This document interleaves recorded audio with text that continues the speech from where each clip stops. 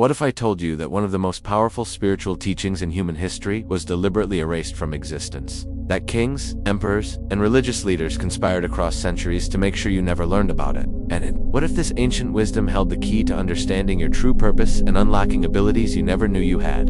Today, we're diving deep into the forbidden knowledge that shaped civilizations, influenced the greatest minds in history, and was considered so dangerous that it had to be completely wiped from the historical record. By the end of this video, you'll understand why this doctrine was suppressed and how its core principles can transform your life today. Asterisk. The doctrine I'm talking about is Gnosticism, but not the watered-down version you might have heard about. I'm talking about the original raw teachings that emerged in the 1st and 2nd centuries, spreading like wildfire across the Roman Empire before being systematically destroyed. Here's what made it so threatening. Gnosticism taught that every human being possessed a divine spark, a fragment of the ultimate source of reality trapped within material existence. But here's the kicker. It claimed that this physical world, including our bodies and the society we live in, was created, not by the true God, but by a lesser deceptive entity called the Demiurge.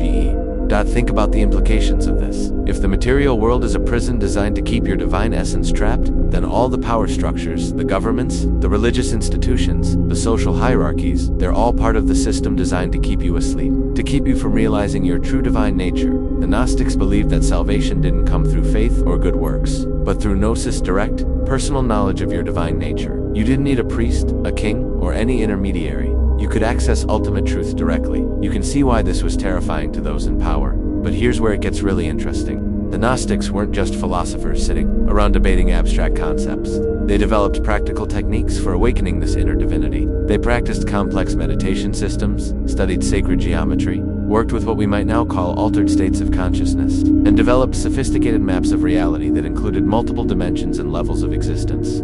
Some Gnostic texts describe techniques for soul travel, for communicating with higher dimensional beings, for accessing what they called the pleroma, the fullness of divine reality beyond the material prison. They believed that through these practices, you could gradually free yourself from the illusions of material existence and return to your original divine state. Now, you might be thinking, this sounds like every other mystical tradition. But here's what made Gnosticism unique and dangerous. It was explicitly revolutionary. While other mystical traditions often accommodated existing power structures, Gnosticism directly challenged them. It said that earthly authorities were agents of the Demiurge, keeping humanity in spiritual bondage.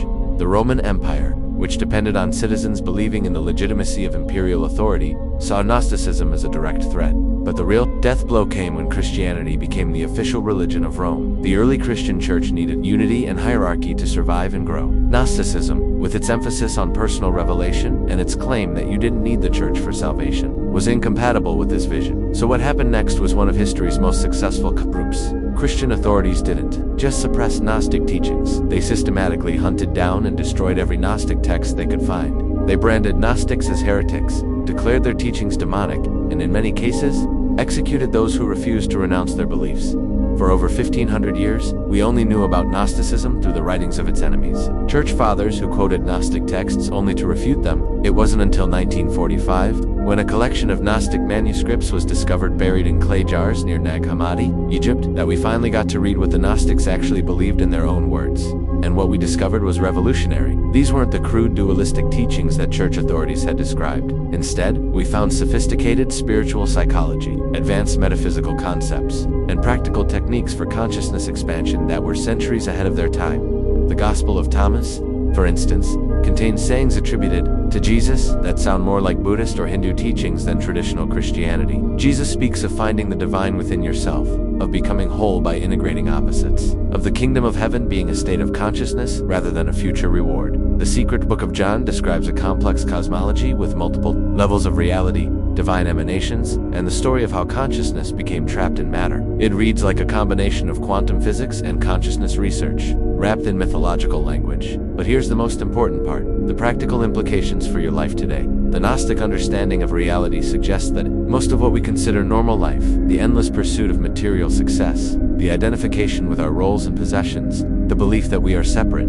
isolated individuals, all of this is part of the illusion that keeps us trapped. The Gnostics taught that awakening begins with recognizing that you are not your thoughts, your emotions, or your circumstances. You are the divine consciousness that observes all of these things. And once you realize this, you can begin the process of freeing yourself from the matrix of illusion that keeps most people asleep their entire lives. They developed specific practices for this awakening, meditation techniques for accessing higher states of consciousness, methods for receiving direct revelation, practices for integrating the shadow aspects of personality, and systems for navigating the different levels of reality they believed existed beyond the material world. Now, I know this might sound overwhelming or even unbelievable, but here's what I want you to do. Don't take my word for it. The Gnostic texts are available today. You can read them yourself and see what resonates with your own experience.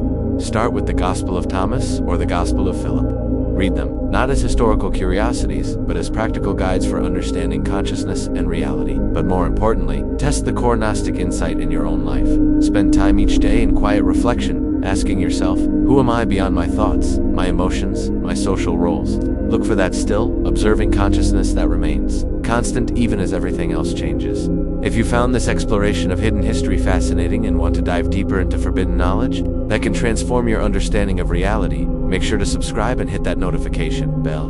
Next week, we'll be exploring another suppressed teaching, this time from ancient Egypt, that reveals the true purpose behind the pyramids and why this knowledge was considered too dangerous for ordinary people to know. The truth has been hidden for centuries, but it's still there, waiting for those brave enough to seek it. The question is, are you ready to wake up from the illusion and discover who you really are? The Gnostics believed that the divine spark within you is just waiting to be rekindled. Maybe it's time to find out if they were right. Leave a comment below and let me know. What aspect of Gnostic teaching resonates most with you? And if you have other examples of suppressed historical knowledge, share them. We're building a community of truth seekers who refuse to accept the official narrative without question. Remember, the most revolutionary act you can perform is to know yourself. The powers that erased Gnosticism from history knew this. Now you know it too.